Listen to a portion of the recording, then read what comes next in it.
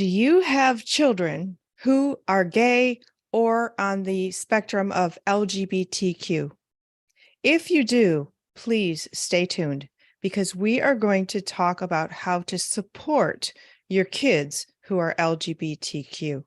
With us today is Joanie Lindenmeyer. She's the author of None Better, an amazing love story, a book that she wrote about her life of 40 years of love, adventure, passion, celebration, courage with her partner, Carol Tierheimer, who's no longer with us. So Joanie has lived it, loved it, and done all the things that she's going to share with you about how to support your LGBTQ kids. Joanie, welcome. Hi there, Elizabeth. Thank you for having me once again. And I love our topic today. Yes. Yes. Yes. So this Yes. is interview number 4 in a 6-part series of talks with Joanie and me, Elizabeth Ann Atkins of Two Sisters Writing and Publishing.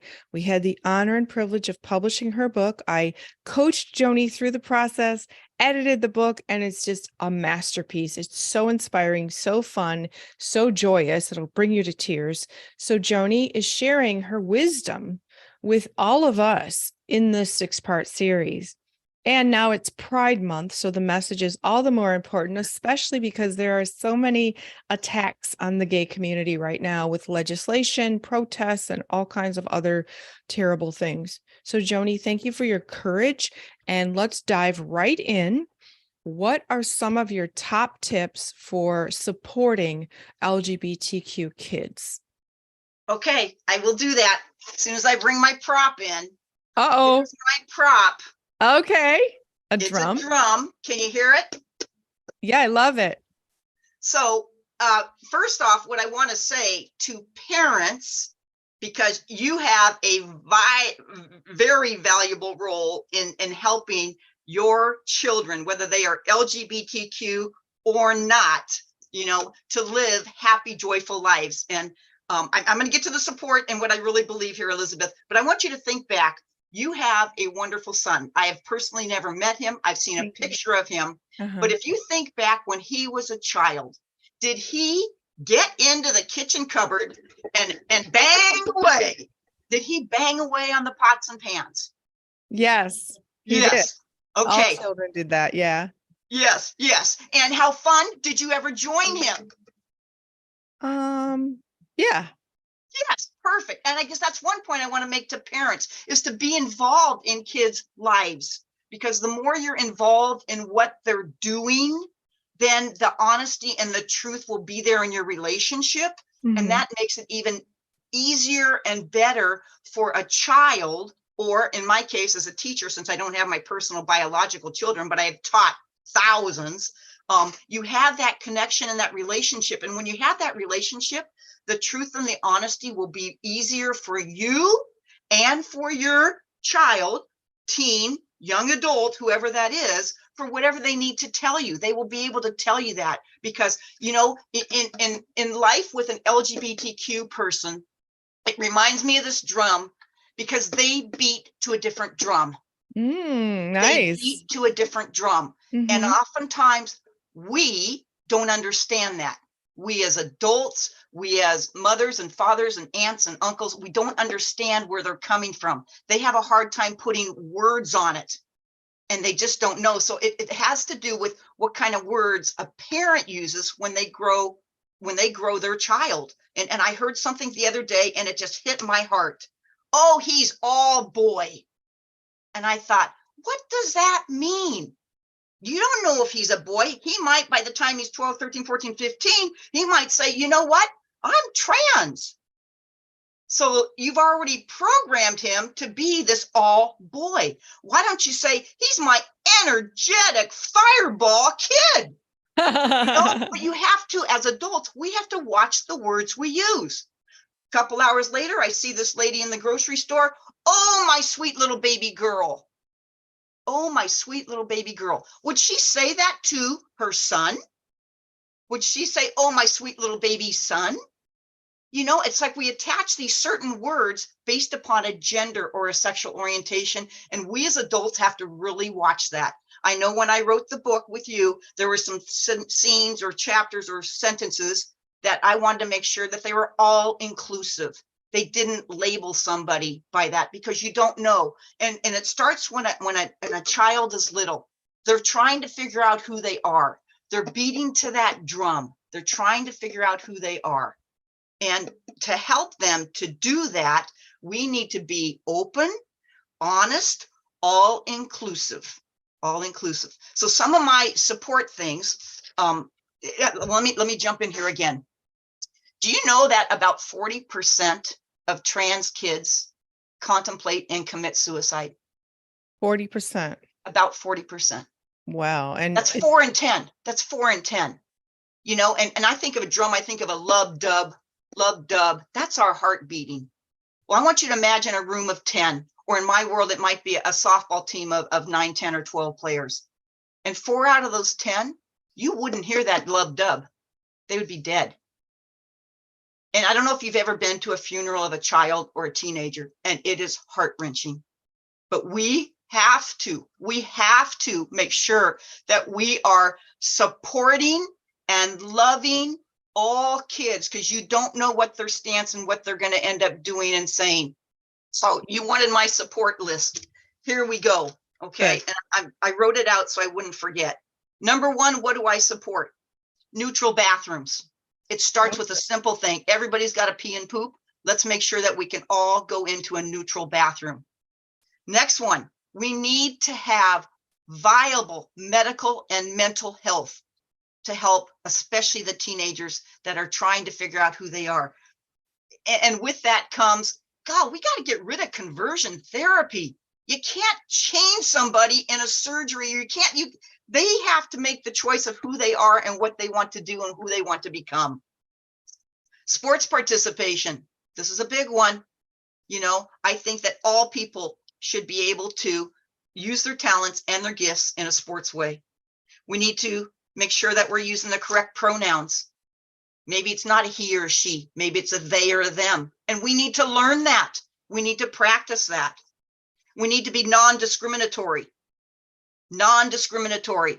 So when you see a kid with Mickey Mouse ears or purple hair or earrings in every single place or tattoos or wearing clothes that you don't think fits who they are in their gender role, you need to accept that. Mom and dads right now, grandmas and grandpas, aunts and uncles right now, how are you with somebody who wants to dye their hair pink and purple at age 10, 12, 14, 16? Because they're trying to express themselves. How about accepting families that have 2 moms or 2 dads? How about books that talk about having 2 moms and 2 dads? All of these things are going to help LGBTQ kids feel accepted and loved. It's going to get past the suicide. It's going to get past the fear and depression. And then not always, but it will help. It will help. You know, and I think back when your son was a baby. I mean, we're talking like 0 to 6 months, 1 year, you know. Have you ever heard of failure to thrive? Yes. And what is failure to thrive? A child that doesn't grow because they're not loved. So you know what? Kids turn into big kids. And if we stop that loving, if we failure to thrive them when they're 10, 12, 14, 16, they will. They will die. They will die. Wow, Joanie. And we've got to take this so seriously. We have to take it so seriously. So for parents who have a child who says they're LGBTQ and they might have a closed mind to that, which contributes to that high suicide rate, what can they do to open their minds? Because now it's home, it's their kid. Yeah. A couple things. One is the resources are out there. So there is PFLAG. And which is there what? are What is PFLAG? Parents, Friends of Lesbians and Gays. Okay. And you can go online and look it up. And hopefully in your area, there might be a support group, a training, a place, whether it's a health department or a school or a library, and they will have resources. Okay. One of the coolest books, and I just met the father of this book at an event down in Crescent City at a Pride. Oh my gosh, that was so cool. You know, I'm a former teacher, and in walks a former student who is trans, in walks a former student with his boyfriend. In walks a Wow. former student with her girlfriend. And Wow. they were like, they call me Lindenmeyer affectionately, Lindenmeyer. And it was like great big hugs. And they knew they were safe. They knew they were accepted. And so one of the persons that showed up at this event was Paul. And Paul is a gay man with his partner, his husband, and his daughter wrote a book. And I just got the book, and it is about their family, where he has a daughter that is lesbian, a son that is trans, and then he himself came out as a gay man after, I think it's 10 or 15 or 20 years of married to a woman after having the children. And this book is phenomenal. It's called The Family Outing. Wow. The Family Outing. It's by Jesse Hempel. And so that's just, look for resources. That's what you're asking me. Parents, look for resources to help you to understand, not judge, help you to understand. And then hang out with places that have trans, lesbians, gay, bi, whatever the element, just hang out in those places and just absorb and talk to people, get to know them. I love that. I love that, Joanie. So as a gym teacher, former physical education teacher, did you ever encounter young people who you knew were gay and needed a place to talk? Because this was way before we had all the openness and freedoms of today. Did you ever encounter young people who needed a private confidant? Yes. In fact, I was just interviewed by Redwood Voice, which is a Del Norte County and Humboldt County. And the man who interviewed me, the young man, I had as a student, and I'm not going to disclose sexual orientation or his status on life right now, but he talked about me as a PE teacher. And he goes, you know, Lindenmeyer, I remember seeing kids come up to you and talk to you privately at different times. And I said, yes, they did. And he goes, how many do you think came up to you and told you throughout your career? And I said, oh, probably 2 to 3 a month. Oh, wow. 2 to 3 kids a month. And he goes, did you tell their parents? I said, no, I did not. If it was harmful to them, I would intervene and do that. If there was sexual abuse or any kind of abuse involved, yes, I would report that. As a mandated teacher, I would do that. But in terms of them just sharing who they were and what their dreams and goal were as that person, LGBTQ, it was just marvelous. And that was sacred for me. And sometimes I would meet people at Starbucks. I think of Dalton. Dalton gave the, he's on the book cover. He gave a what do you call that? A reference, a recommendation. He's told me nice things about quote. Me. Right. You know, and Dalton, I know you won't mind this, and Marcy won't mind this. Marcy is Dalton's mother. And I met her at the book party. Dalton coming out to me, you know, in his freshman year at Del Norte High School. And he goes, can we meet for coffee? Can we go down to Starbucks? I go, yes, but you need to invite your mom. Okay. And so I remember mom saying, you know, after the gathering at Starbucks, she goes, Joanie, I've learned more about my son with you here than if I were just talking to him by myself. Whoa. And there's another thing. Some kids don't want to talk to parents, but they will talk to a confidant. And who is that going to be? Is it going to be their dance teacher, a coach, a PE teacher, an English teacher, an author, you know? There are also therapists now who specialize in LGBTQ children, adolescents, and teens and young adults. So I would highly recommend a trained therapist if a person has access to that. Absolutely. Because they can really provide some solid guidance and tools to use in the throes of challenges. And it's hard enough being a kid, an adolescent, and a teenager trying to figure out who you are. But when you add this layer of fear and potential rejection and ostracization and even being disowned, kicked out by parents, you know, there's lots of homeless trans, especially young people, because their parents kicked them out. So, and not all schools, and there's so much antagonism and protest against schools providing any support, providing any literature, books. There's books being banned. So there's really a huge backlash right now. So it makes it all the more difficult for young people. So Joanie, in the midst of that, Can I mention something when you said that? Of course. Let's talk prom. Let's talk Ooh, prom. Oh okay. my gosh. When a student gets into the high school realm and maybe even middle school, when they're thinking about who are they going to go to prom with? Well, if you're a lesbian or a gay or a bi or trans person, that is such a big deal. That is so much pressure on you because our society and our culture says, hey, you know what? You go, a boy and a girl go together. And in some areas of our nation, it's more, it's more for, what do I want to say? That is the way. It's like that is the only way, the heterosexual way. But if you have a trans or you have a bi or you have a lesbian or gay person and they want to take their honey to a prom and the school won't allow it. I remember a story of when I taught at Del Norte High School again, a girl came up to me and said, Lindenmeyer, I went and talked to the principal and the principal said no, that I couldn't go with my date who was my girlfriend. And I said, really? I said, well, why don't you go talk to the superintendent? And she did. And she did. And the bottom line is that he said to her, the superintendent, that you can go, but not as a date, but you can go as two people. And that just crushed her. She wanted to go as a date with her honey. You know? And how did she get over that? I don't know. It's just one of those things you have to live with, I guess. Wow, wow, wow, wow. Well, that's But how she had the guts to go to the superintendent. Yahoo! Yeah, that's awesome. But that's how change is made.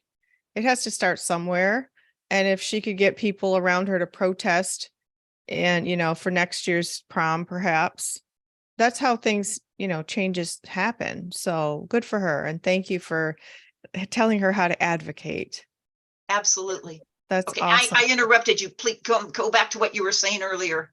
I'm just saying it's a difficult time right now. It's Pride Month. It's supposed to be a celebration, but the gay community is pretty much under attack on multiple fronts. So, Joanie, what are some other words of wisdom you can offer to parents of LGBTQ kids to help them?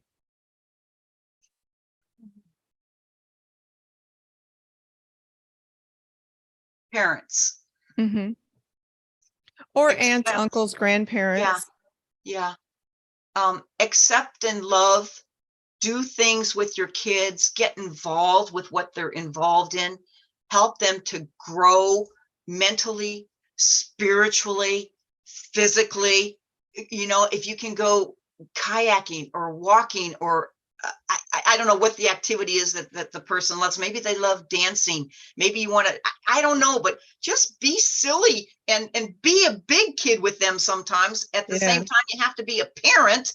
And I think you just have to hang with them. You just have to hang. One of the things I've done recently, and I didn't get a chance to talk to you about it, was I got to go hear Adalberto, who is an ex-former student of mine, who's now 25 or 28 years old, and he's a rapper. And so I went to this big bar, and man alive, I walked in and half my former students are there, and we had a blast just listening and talking and hearing Adalberto. And finally it was like, my friend Joanie Lindenmeyer, I am just rapping out, and it was the coolest thing to hang with them. And it was just so cool. And then I think of Arnold. I think you met Arnold down at the restaurant that one day, and he's always talking about, Miss Lindenmeyer, you always said that no questions were off limits. He goes, I remember asking you about abstinence in a health class. And I said, I wanted to buy it. And I said, what store do I go to buy abstinence? But Arnold is a really cool kid. Yeah. And these, your kids that are 10, 12, 14, they're going to grow up. Love them, accept them. Yeah. Be involved in their life. Are you involved in your son's life, Elizabeth? Yes. Like how? Oh, everything. I nurture him. I cook for him. We do things together. I mean, we talk. Talking is the hugest thing. You sit on the sofa, you turn off your phone, and you just talk. Yeah. Create that safe space. Yes. That they know is they're safe and they can say whatever they want and get your feedback that's honest and genuine without criticism. And it's a beautiful thing. It only deepens relationships. Absolutely. And do you find Yeah. yourself sometime that you listen more than talk? Oh, definitely. Yeah. Yeah. Yeah. And that's one point for parents, to be a good Listening. listener. Beautiful, Be a good beautiful. listener. People want to be heard and Mhm. understood. Beautiful, Joanie. Well, Joanie Lindenmeyer, author of None Better, An Amazing Love Story. Thank you again for this next interview talking about how to support our LGBTQ kids. This has been extremely helpful. And for all of you watching, please share this with anybody who you know can be helped by it, whether they're a teacher, a counselor, a coach, a parent, an aunt, uncle, grandparent, even young people too, because they might be able to show this video to their parents who are not accepting who they are, or their teacher, or whoever they want to show it to, or share it with a friend that they know needs it. So please share this, and also read Joanie's book. It's so, so, so good. None Better, An Amazing Love Story. You can get it at twosisterswriting.com. You can also get it anywhere books are sold online, in hardcover, paperback, and ebook. So Joanie Lindenmeyer, thank you again for joining me here today. Thank you so very much. You're welcome. You're welcome. And thank you, all of you. I'm Elizabeth Ann Atkins of Two Sisters Writing and Publishing. Please visit our website at twosisterswriting.com. We want you to read our books, including Joanie's, because they all are about the positive power to change the world, one reader at a time. So be well, and thank you. Thank you. Love you bunches, everybody. Big hugs to everybody. Give your kids hugs. Give them more hugs. Tell them you love them more. Yes. Yes, Elizabeth.